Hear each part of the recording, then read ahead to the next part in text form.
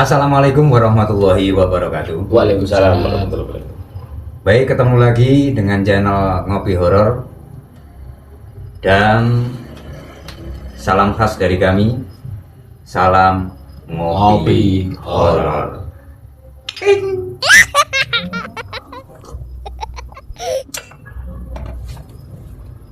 Dan saya ucapkan terima kasih kepada semua telur-telurku yang ada di sana, yang masih setia menemani channel Ngopi Horor ini hingga saat ini.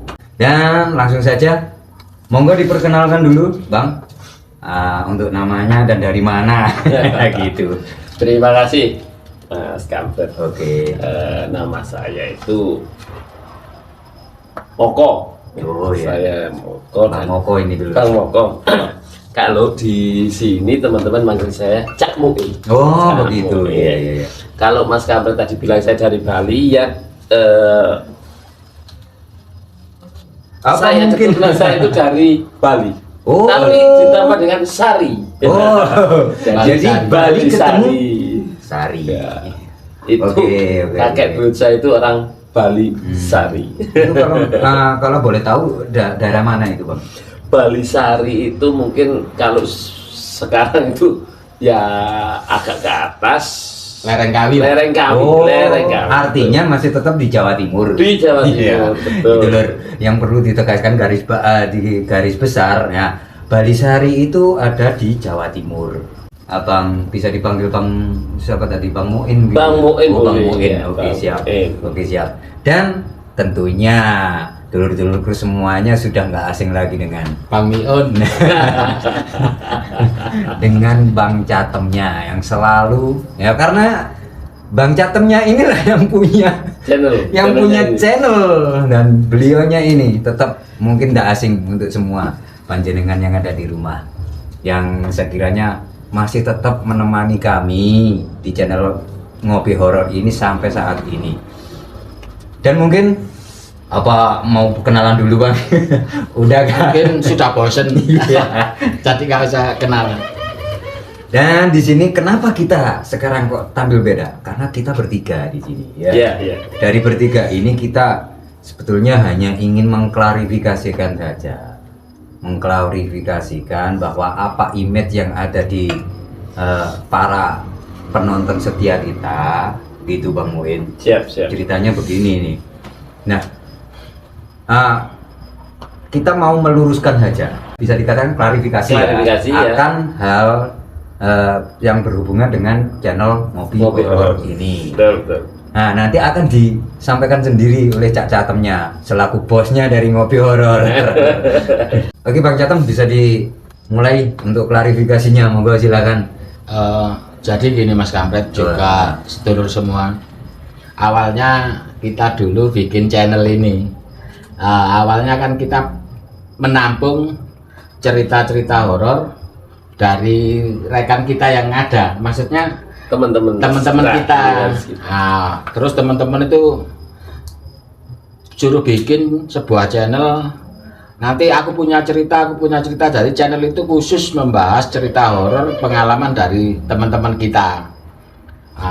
Akhirnya setelah itu banyak pemirsa Mas Kampret ya, yang kalau cerita horornya itu deket-deket daerahnya sampean coba dieksplor kan gitu.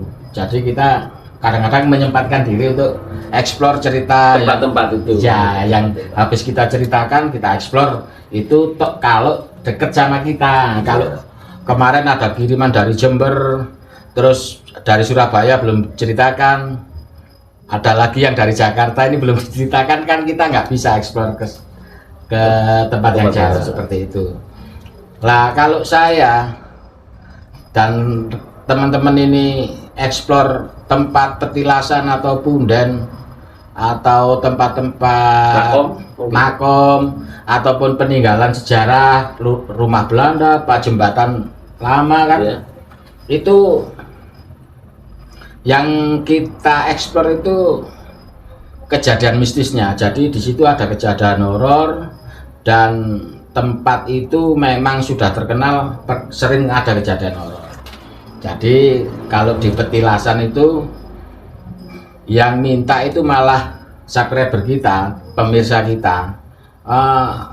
Basicnya kita juga sebelum kita punya channel ini kan kita sering mengalami atau mungkin mendengar cerita berziarah kita dulu kan sering.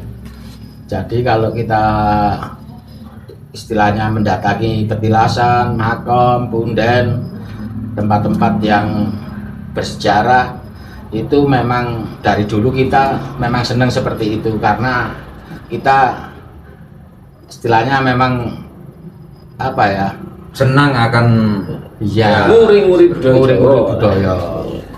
Jadi seperti itu. Untuk jadi klarifikasinya seperti ini Mas Kampret, tetap kita akan menayangkan cerita horornya. Suatu saat kalau toh kita senggang, kita ada kesempatan, tetap kita eksplor juga. Jadi cerita horornya tetap ada yang kita podcast atau kita menyampaikan cerita horor. Nanti eksplor keluar, kalau toh cuaca mendukung nggak hujan, kita akan tetap eksplor, tapi nggak terlalu sering eksplornya seperti itu. Tadi sudah disampaikan ya oleh bosnya Ngopi Horor sendiri, bahwasannya channel ini keluar malam. Tujuannya kan lain. Kita itu orisinil, bukan pencarian. Betul, itu yang bukan perlu mencari penampakan. Kita itu orisinil, cerita yang kita bawakan orisinil. Seandainya nanti ada penampakan atau kita melihat apa, ya itu orisinil, terjadi orisinil, nggak kita bikin-bikin. Itu secara kebetulan loh. Karena kita basicnya bukan paranormal, bukan seperti itu. Ahli supranatural, kita itu orang biasa, cuman penggemar ya itu tadi horor. Mungkin juga dari pengalaman teman-teman, cerita yang dikirimkan, atau mungkin pernah mendengar cerita dari saudara atau orang tua atau teman. Jadi kita tidak mencari hantu. Betul. Karena kita bukan tim pemburu hantu. Ya. Tapi kita hanya sekedar cerita horor yang ada di lingkungan atau dari teman-teman. Nah, dari situ kan artinya cerita yang ada dimanapun versinya itu akan mesti sama. Akan tetapi kan pengalaman orang-orangnya kan beda. Berbagai cerita-cerita dari pengalaman seseorang A, B, C, D sampai seterusnya. Dan itu nantinya tujuan kita hanya menampung saja, kan begitu kan? Nah, menampung saja, kita mencoba eksplorasi lewat cerita, kan begitu kan ya? Kebetulan gini lor, kita itu hidupnya terus terang kita ada di desa. Jadi cerita mistis, cerita horor di seputaran kita itu banyak sekali. Jadi kita itu mulai dari sekitar wilayah kita dulu. Nanti kalau toh memang memungkinkan kita akan eksplor keluar. Tapi sudah sering kita juga keluar dari desa kita untuk eksplor itu sudah sering. Jadi intinya gini. Kemarin itu saya ketemu subscriber dulurku bilang, yang ada penampakan itu kok sampean nggak tahu. Memang terus saya bilang gitu ke teman saya, loh aku nggak nyari penampakan, aku hanya menjelaskan ini tempat TKP kejadian perkara yang pernah saya ceritakan, ini tempatnya, ini di sini tempatnya kejadiannya seperti itu. Jadi ada yang pernah bilang gitu, kok ono penampakan, ono suara sama nggak aruh. Waktu kita habis ngelayat malam itu, kan saya eksplor sendiri itu, kebetulan cuman pakai HP, pakai senter kecil, ada suara. Tapi waktu saya istilahnya nge-shoot gambar itu nggak ada suara. Seandainya waktu kita nge-shoot ada suara mungkin saya sudah lari dulu.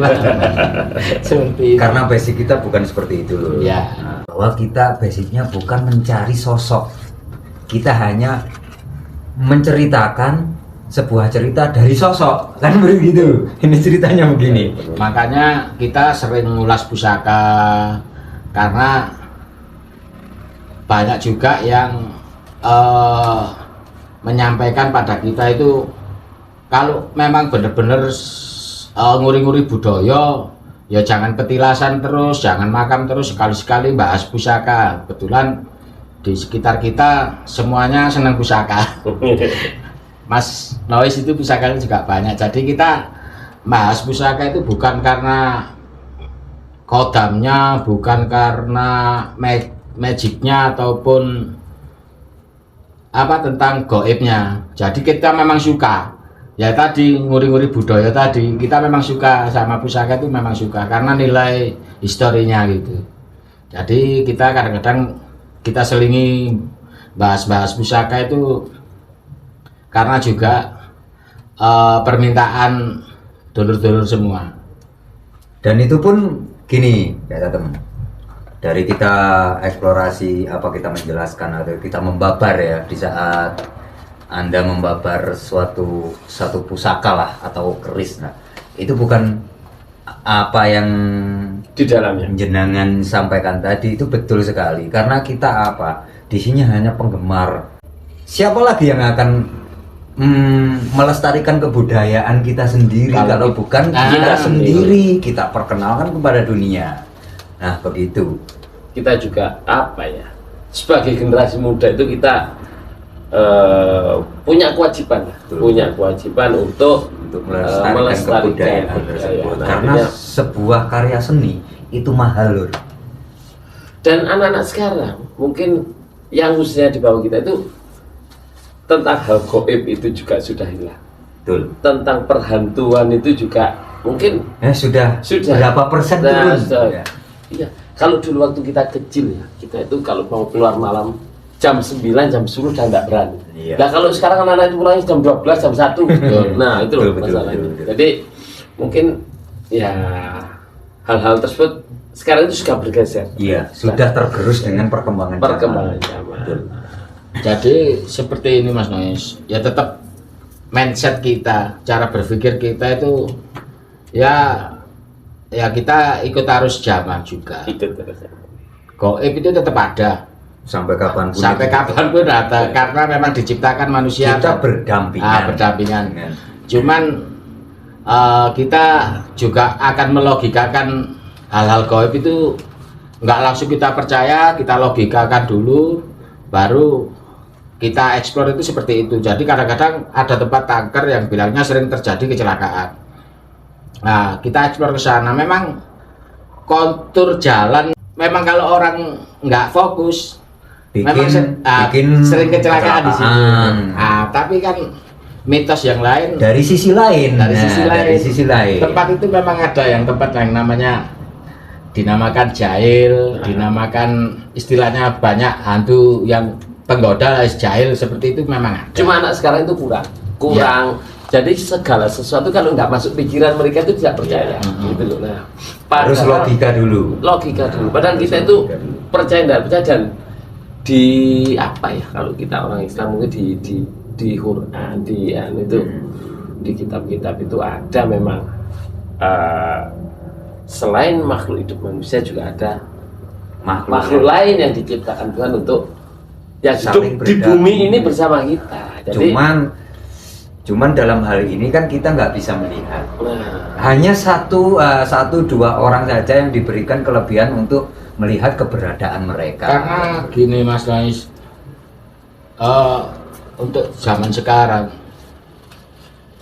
jin itu malah digrosirkan, diobral. Kalau kita nggak percaya, kita main ke Cokolio, itu ada istilah sebuah pertokoan itu ya. Itu ada istilah jin. Jin itu diskon. Betul. Kalau saya ngomong gini Mas, sekarang itu ya tempat-tempat yang apa ya, ringit dan lain sebagainya itu sekarang diinggir. Iya. Ya, kalau dulu sebagai contoh itu saya kerja di Batu. di Batu itu ada tempat namanya Curah Krikil. Curah Krikil itu dulu orang nggak berani lewat aja di situ, nggak berani, setelah maghrib nggak berani di Curah Krikil. Tapi sekarang itu jadi tempat wisata. Nah, akhirnya itu penghuni atau apa ya katakanlah ya makhluk yang di sana terus kemana kalau sekarang jadi tempat di manusia? Dia minggir. Nah, dia minggir. Kayak petilasan Desa di Songgoriti sendiri kan dulu belum banyak rumah, sekarang jadi villa-villa. Nah. Jadi seperti itu. Peninggalan leluhur itu yang dulu memang disakralkan itu sekarang mulai nggak sakral lagi. Jadi karena sudah banyak villa, banyak rumah di situ. Jadi kalau kita jalan melintas di situ kan kita nengok itu sudah nggak horor lagi, nggak sakral seperti itu. ya karena jinnya sudah berpindah ke manusianya karena pakai jinnya. Itu dia. Manusia itu lebih menakutkan daripada makhluk astral sebenarnya. Jadi makhluk astralnya itu yang takut sama manusia. Kenapa? Karena kalau makhluk astral itu mereka itu sportif. Betul. Kalau bukan ranahnya mereka nggak mau. Kecuali karena ketepatan dengan sesuatu hal sehingga mereka bisa kelihatan. Ya, terpanjang. Tapi kalau manusia itu apa? Serakahnya yang nomor satu. Betul. Serakahnya yang nomor satu. Kalau manusia itu bisa kesetanan, tapi kalau setan itu belum Tidak bisa ke manusia. Jadi kalau ada orang ngamuk, kesetanan orang itu. Tapi kalau setan yang ngamuk, nggak mungkin setan itu dikatain kemanusiaan. Seperti itu dulu. Nah, itu sedikit candaan dari kita ya, dulurku. Karena tema kita pada malam hari ini kita ngopi horornya gitu, kita kan jagong aja, kita bahas-bahas dan sekaligus klarifikasi tadi. Ya, memang asumsi atau pendapat orang itu tentang horor, tentang gaib, tentang mistis itu memang nggak sama, karena cara berpikirnya itu juga nggak sama. Jadi memang poinnya gini dulurku, menurut saya yaitu tadi, kita sebagai manusia itu memang diciptakan lebih mulia, tapi kadang-kadang kita lupa, takabur, kita sombong. Ada ini teman saya yang suka daki gunung itu selalu bilang nggak percaya, akhirnya naik ke Arjuna, nyampe sebelum puncak itu waktu di pertengahan jalan nyampe Eyang Sagri kalau nggak salah itu sudah kesurupan dan akhirnya dievakuasi turun. Karena terlalu sombong dia, istilahnya gunung seperti ini ada apanya, walaupun banyak petilasan kan cuman bekasnya, cuman orang dulu yang bikin, ya sekarang ya nggak ada apa-apanya. Itu kalau anak sekarang. Nah, kalau orang dulu itu cerita dari Mbah Buyut saya kembali tentang Bali tadi, Bali Sari ya. Itu ya. Bali Sari itu di lereng Gunung Kawi. Gunung Kawi itu ada beberapa 7 gunung kan tidak salah, cuma saya lupa. Dan ada satu namanya Gunung Pitra. Ya. Gunung Pitra lah. Itu konon ceritanya kalau siapa yang masuk sana ada bunyi jeleng itu nggak bisa keluar. Nah, tapi kalau orang dulu kan percaya. Ya kita nggak perlu percaya dengan tahyul, cuma dengan logika dan yang terjadi memang sungguh. Artinya apa? Pada saat Mbah Buyut saya itu kerjanya kan mencari rotan, mencari kayu, mencari hasil hutan, dibawa pulang untuk dijual. Mbah Buyut saya itu pernah itu. Dan teknik-teknik penyelamatan itu saya pikir sudah masuk logika, Mas. Sudah masuk logika itu gini. Sebagai contoh, barang siapa yang masuk ke gunung Kawi, Buyut saya itu sama beberapa orang kan, kalau sudah bilang jeleng itu benar-benar nggak bisa keluar dari gunung. Gimana caranya? Tapi benar-benar logika, dan ini cerita bisa diterima akal. Bisa diterima akal. Apa yang terjadi? Kalau kita sampai berteriak, "Hei, kamu di mana? Hei, aku tersesat." Itu akan semakin hilang. Nah, kenapa? Karena satu, secara logika, secara akal, dia itu akan menggema. Jadi akan dicari ke sana. Oh, dari suaranya sebagian akan lebih menjauh. Akhirnya yang cari apa? Tambah tersesat. Kalau pengen keluar, kalau memang sudah terjebak itu, dengan cara memukul kayu, dok. Maka kalau sudah terdengar, temannya yang lain itu juga mukul, dok, gitu. Akhirnya apa? Oh, berarti di sana. Karena apa? Kalau dok itu pantulannya mungkin, tapi itu kenyataan dan itu sudah diceritakan terjadi. Karena berdasarkan adanya cerita itu sudah terjadi ada yang mengalami. Iya. Gitu. Jadi kalau sudah tersesat, sudah yang dipukul adalah kayu. Jangan sampai berteriak. Kalau mitosnya Gunung Kawi itu memang dari dulu ya, bukan Gunung Kawi aja dulu. Setiap gunung itu punya mitos masing-masing. Jadi, punya cerita lah, punya cerita. Jadi memang kalau diterangkan di Al-Quran itu laut, gunung, sungai itu memang pusatnya tempatnya jin lah. Jadi Gunung Kawi itu dari dulu mulai yang dinamakan Gunung Pitrang itu adalah gugusan gunung yang paling selatan. Jadi Saklimo, kalau Gunung Kawi itu bilangnya Saklimo. Yang di tengah ada namanya Watu Tulis itu sama Gunung Budak. Jadi ada satu kejadian dulu, teman kita namanya Toha dulu kan pernah hilang dulu. Iya. Oh itu sudah tahun 80-an itu ya gitu. Ngambek Dari keluarganya, dia ke rumahnya neneknya. Jadi minggat ke rumah neneknya, nggak tahu jalan, kesasar waktu itu nggak sampai gunung, masih di bawahnya, tapi udah hutan.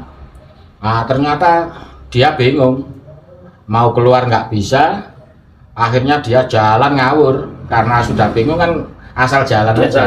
Iya. Nah, bilangnya ketemu monyet. Nah, ketemu monyet itu kan waktu dulu anak kecil itu mainannya ketepel. Nah, jadi tahu monyet naik pohon sama Toha itu ketepel gini, iya. Kena anusnya, duburnya itu. Jadi pelurunya masuk ke anusnya, monyetnya jatuh nimpa Toha tadi. Monyetnya lari, Toha lari. Waktu Toha lari itu kebetulan, nah itu yang nggak masuk logika, nggak masuk akal itu. Larinya Toha itu kan ngawur saking takutnya. Akhirnya dia ketemu orang yang cari kayu bakar itu. Akhirnya ditanyain, "Loh kamu dari mana, Le?" "Saya tersesat gini." Akhirnya diselamatkan orang yang nyari kayu bakar itu gara-gara monyet. Basic kita itu macam-macam ya. Cuman saya sama teman-teman ini dari dulu memang ya itu tadi. Kita dari muda dulu memang sering tawasulan, ziarah-ziarah ke makam. Belum ada HP, sayangnya seperti itu. Nah ini kemarin itu saya kan ngupload itu petilasan Langgar Sapu Jagat itu, ternyata sama pihak YouTube suruh ngapus karena sudah sering diupload. Nah, waktu kita sering ke Ki Ageng Grebek dulu kan kita belum ada HP itu ya. Nah, jadi mungkin kalau ada pertanyaan nanti, kok kenapa makam yang orang-orang terkenal nggak di explore, nah itu takut kita sudah jauh-jauh explore terus kita ngupload, dari pihak YouTube suruh hapus gitu loh, menyelamatkan konten kita sendiri. Dan juga tempat kita bisa ramai, bisa terkenal, ada orang-orang yang tahu. Kenapa sih kalau udah gitu akhirnya terkubur, apa yang ada di sekitar kita itu akhirnya terkubur, kalah dengan perkembangan zaman. Sejarahnya juga akan terkubur, terus riwayatnya hilang, akhirnya anak cucu kita nggak tahu bahwa ini dulu tempat bedah kerawang, ini punden kita, ini tempat ini asal muasal. Nah seperti itu. Yang sering ziarah jauh itu memang Mas Nois, kesempatannya sering, terus finansialnya juga bisa cover, jadi mendukung. Jadi gini, ini kita akan terus terang, suatu saat kalau Mas Noisnya pergi ziarah yang jauh-jauh atau mengunjungi petilasan jauh-jauh, saya terus terang akan minta videonya saja nanti, karena ya juga tim kita juga, jadi videonya biar divideokan Mas Nois, nanti kita akan upload di Ngopior. Ya mohon maaf, saya kemarin itu sudah ke jauh-jauh, cuma saya tidak pernah terpikir untuk gini jauh ini. Nanti kalau ini loh yang dalam waktu yang mungkin dekat Masjid Patok Nagari. Masjid Patok Nagari itu ada di mana, Bang? Patok Nagari itu 4 penjuru untuk membentengi keselamatan Yogyakarta dulurku. Waktu itu Mataram, jadi patok negara itu ada 4 masjid, yang pusat tengahnya itu adalah Keraton Jogja seperti itu. Kita modalnya nggak ada kan. Jujur aja Bang ya. Ya, kita YouTuber. Sebenarnya kita Untuk yang jauh-jauh sementara ini kita YouTuber wakilkan beranak. dulu. Kita kirim duta lah.